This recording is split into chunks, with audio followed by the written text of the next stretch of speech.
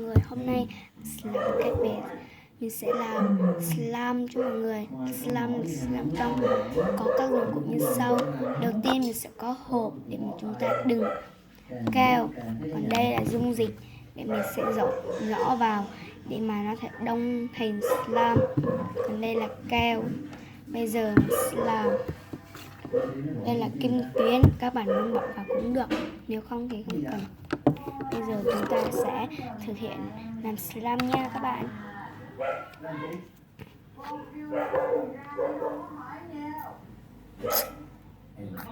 Câu số 8 hỏi cho bà bạn có biết cái là câu số 2 đúng không? Em không biết, tôi đâu biết được. Câu số 3 này. Phải là câu số 2 đúng. Cơm gạo mè sắp nước mà. Dạ, tại ngày nào con cũng nấu cơm cho ông nên con biết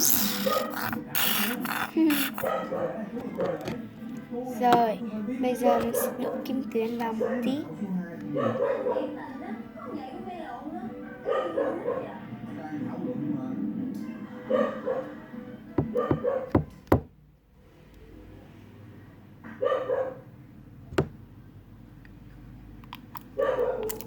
Cái kim tuyến này là bản thân mình cho đấy nha các bạn.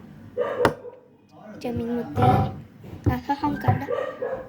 Nếu các bạn muốn lấy màu thì các bạn hãy lấy màu nước qua, các bạn sẽ bỏ vào. Mình sẽ làm slime trong.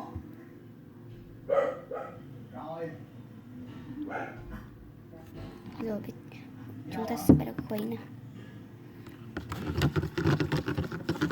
Nó này nhỉ? Nó chuẩn bị đóng rồi kìa. Cho nhiều một tí. Bây giờ cô Di em sẽ chơi trò chơi nói thật. Gì? Nói rồi còn kia nói thật vậy?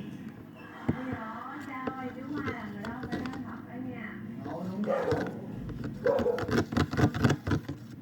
Cô nói chắc là thật. Tại sao mặc dù cô là diễn viên hay đùa giỡn, nhưng mà cô nói cho em, ngày hôm nay cô sẽ chơi trò chơi nói thật, cô sẽ nói thật 100% luôn.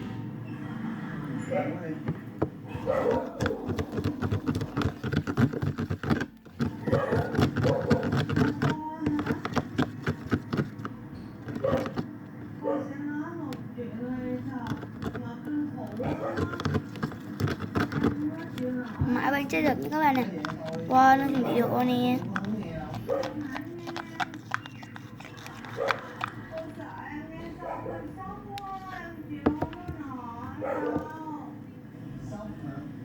Mình sẽ cho nó thêm một tí dung dịch để mà cho đông cứng lại. Nếu các bạn cho dung dịch vào thì hãy cho ít khoảng 10 giọt trở về, nếu không thì nó sẽ đông cứng và sẽ rất khó chơi nha các bạn. Nó sẽ trở nên rất là bở, chúng ta không sẽ chơi slime được. Bây giờ mình sẽ làm slime dẻo.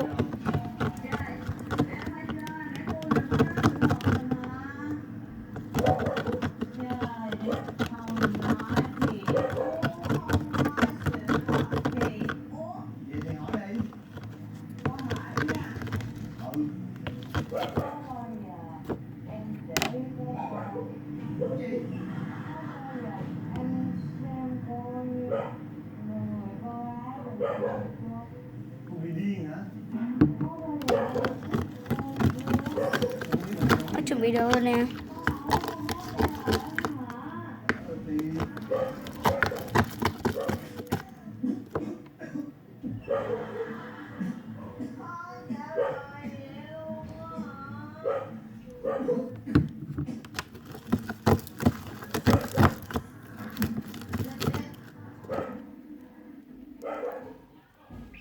Nó ghê quá. Hỏi chơi đó đi, cô xỉn rồi đó. Không được, con phải chơi tiếp. Cô có sự thật muốn nói cho em biết. Cũng biết không?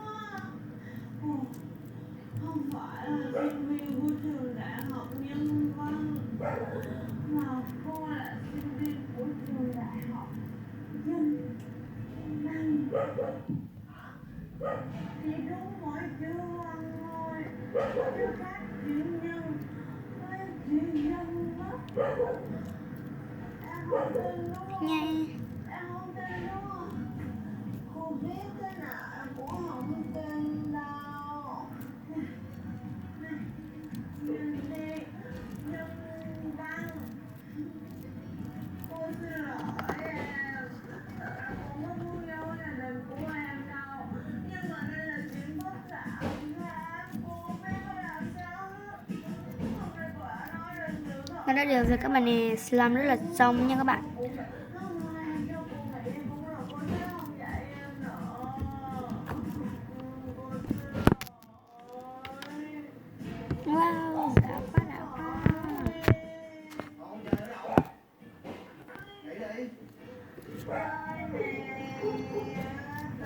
Nó đầu thì nó rất là dính tay nhưng sau nó sẽ không bao giờ dính tay nha các bạn.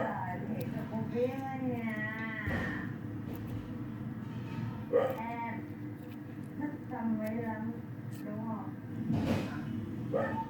Cô hỏi là em thích Tâm Mỹ lắm đúng không? Không biết. Không biết là sao? Đúng hay không? Cô không thích trả lời. Không thích trả lời. Trai không đẹp gì hết. Không đúng rồi. Yeah. Wow, dài quá nè. Dẻo quá, dẻo quá. Đi về. Tính tiền.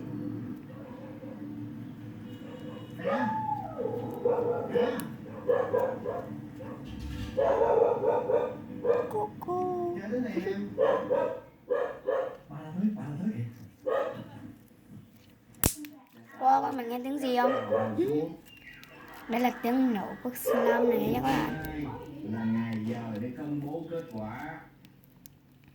Cả ngu đâu rồi? Đó này, dạ, đi ra ngoài rồi ông ơi. Chết thằng, tối rồi còn đi đâu nữa? Tôi kệ nó đi. Bây giờ công bố. Cuckoo. Trong nha các bạn nè. Hai người. Đó là Lam Chi và Cạn Nguyên. Ngồi đừng có buồn nữa con. Cầm cho một Cạn luôn. Rồi. Đứng hạng tư được 4 điểm. Đó là Kỳ Quang. Không tin một kế chót luôn á. Sao điểm hạng ba đó lại? Đó là Thắm. Đỗ Thám Hoa. Bạn tiếng con gái trong nhà mà làm bài dở quá. Ba này, 6 điểm là cao rồi đó ba. Người cao nhất đây, người xuất sắc nhất, đó là Video của mình đến đây là kết thúc rồi. Nếu có gì thì các bạn hãy subscribe và đăng ký kênh, nhấn chuông gọi về cho mình. Nếu các bạn nhấn chuông đầu tiên, mình sẽ tặng các bạn ấy một cái slime trong và nhiều kim tuyến rất là đẹp, dẻo nữa và không bao giờ dính tay. Video của mình đến đây kết thúc rồi. Bye bye tất cả mọi người nha. Bye.